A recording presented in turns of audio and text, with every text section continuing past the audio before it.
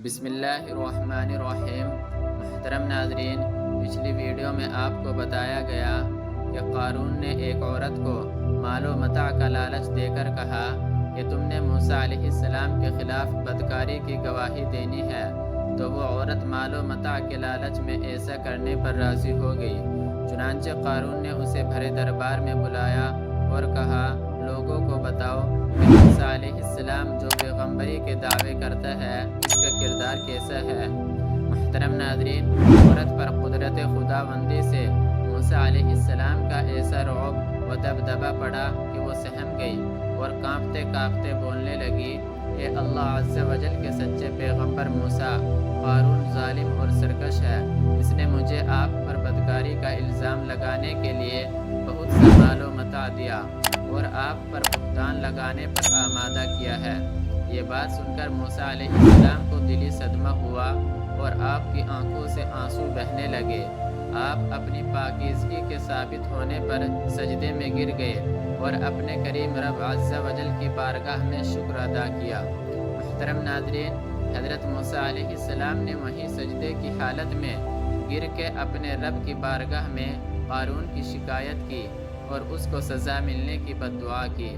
چنانچہ خدائے کریم نے جب اپنے کلیم پر الزام تراشی کا منظر دیکھا اور چشم پیغمبر کو آنسوؤں سے لبریز دیکھا تو قدرت الہی کے قہار کو جوش آ گیا اور موسیٰ علیہ السلام کی طرف وحی بھیجی اور کہا، اے موسیٰ، تیرے رب نے تجھے اختیار دیا، تو اسے جو سزا چاہے اپنی مرضی سے دے۔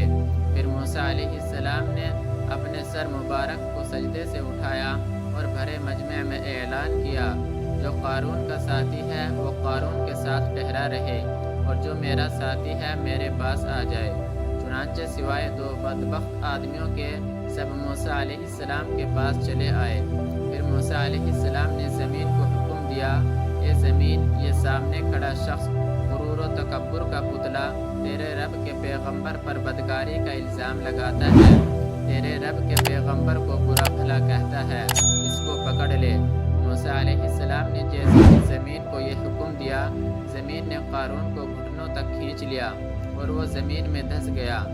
آپ علیہ السلام نے پھر زمین کو حکم دیا تو وہ کمر تک زمین میں دھس گیا۔ جب اس نے اپنے لیے یہ سزا دیکھی تو رشتہ داروں اور قربت داروں سے التجا کرنے لگا کہ موسیٰ سے سفارش کرو، لیکن موسیٰ علیہ السلام نے ذرا بھی توجہ نہ دی۔